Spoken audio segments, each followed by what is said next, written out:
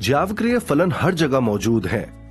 जब आप ferrous wheel की सवारी करते हैं तो आपकी गति वास्तव में एक ज्यावक्रिय फलन द्वारा वर्णित होती है। आइए इस गति का अधिक विस्तार से वर्णन करें। इस वीडियो में हम ज्यावक्रिय फलन के औसत मान को समझने जा रहे हैं और पूरे चक्र के लिए इसकी गणना करेंगे। किसी फलन के औसत मान की गणना करने के लिए एक व्यापक समीकरण है y is equal to f of x. y average is equal to 1 upon b minus a integration over a to b f of x dx. आइए ज्या तरंग को ज्यावक्रिय फलन के रूप में ले, यानी y is equal to f of x is equal to sin x. व्यापक समीकरण को फिर से लिखा जा सकता है integration over a to b sine of x dx upon b minus a। ज्या तरंग या ज्यावक्र एक गणितीय वक्र है जो बराबर आवर्ती दोलन का वर्णन करता है। एक ज्या तरंग एक सतत तरंग है। आइए समझते हैं कि ज्यावक्रिय फलन का औसत मान क्या है। यदि हम एक पूर्ण वक्र के लिए ज्यावक्रिय फलन के इस औसत मान की गणना करते हैं तो हमें चक्र को 4 भागों में विभाजित करना होगा। यदि हम एक इकाई वृत्त लेते हैं तो यह 2 पाई के बराबर एक पूर्ण चक्र देता है। अगर हम इस 2 पाई को 4 बराबर भागों में विभाजित करते हैं तो हमें पाई बाय 2 मिलता है और इसे एक चक्र के 1/4 के रूप में जाना जाता है।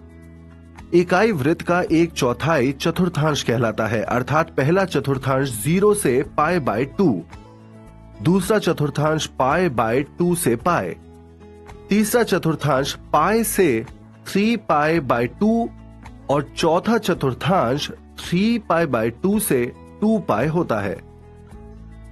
अब यदि हम पहले चतुर्थांश के लिए ज्या फलन के औसत मान की गणना करते हैं जो 0 से पाई बाय 2 है तो गणना इस प्रकार होगी y1 is equal to integration over 0 to pi by 2 sin of x dx divided by pi by 2 minus 0। ये देता है 2 by pi integration over 0 2 pi by 2 sin of x dx। लेकिन sin x dx का समाकलन minus cos x के बराबर होता है। यदि हम उपरोक्त समीकरण में इसे प्रतिस्थापित करते हैं तो हमें 2 by pi minus cos x प्राप्त होता है, जहां x का मान 0 से पाई बाय 2 तक जाता है।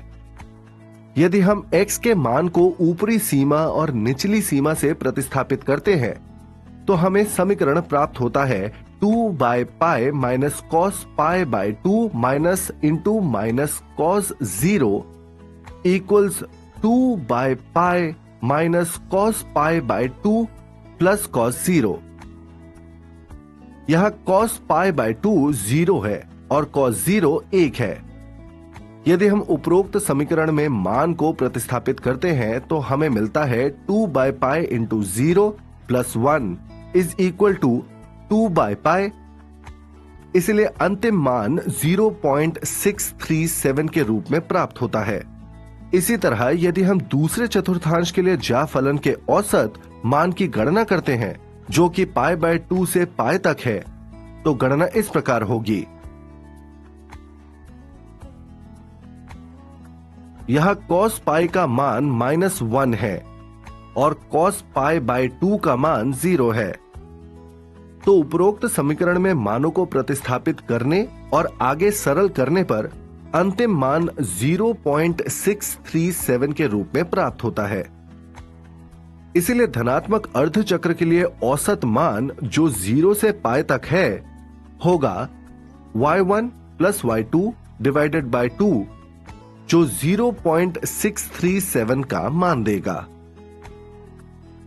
इस प्रकार यदि हम तीसरे चतुर्थांश के लिए ज्या फलन के औसत मान की गणना करते हैं जो पाई से 3 पाई बाय 2 तक है तो गणना इस प्रकार होगी cos 3 पाई बाय 2 का मान 0 है और cos पाई -1 है। इसीलिए उपरोक्त समीकरण में मान को प्रतिस्थापित करने और सरल करने पर हमें अंतिम मान -0.637 मिलता है। और यदि हम चौथे चतुर्थांश के लिए ज्या फलन के औसत मान की गणना करते हैं, जो कि 3 पाई बाय 2 से 2 पाई तक है, तो गणना इस प्रकार होगी। यहां cos 2 पाई का मान 1 है और cos 3 पाई बाय 2 0 है। उपरोक्त समीकरण में इन मानों को प्रतिस्थापित करने पर हमें -0.637 मिलता है।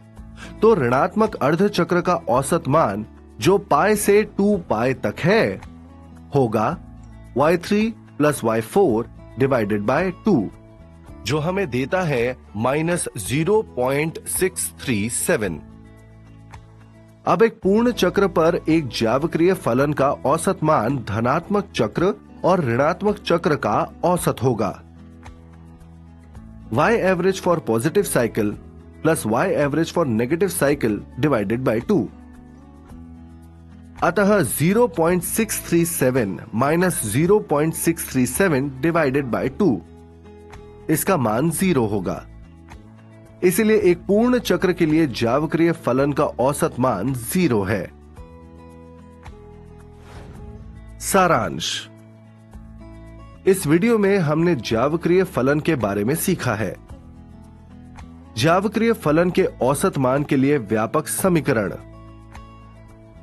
प्रथम चतुर्थांश, द्वितीय चतुर्थांश, तृतीय चतुर्थांश और चतुर्थ चतुर्थांश के लिए एक ज्यावक्रिय फलन के औसत मान की गणना, धनात्मक अर्धचक्र और ऋणात्मक अर्धचक्र पर एक ज्यावक्रिय फलन के औसत मान की गणना।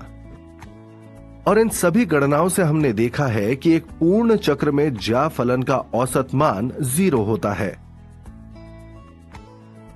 ज्यावक्रिय फलन का एक अन्य उदाहरण इन तारों द्वारा वहन की जाने वाली विद्युत धारा या प्रत्यावर्ती धारा है।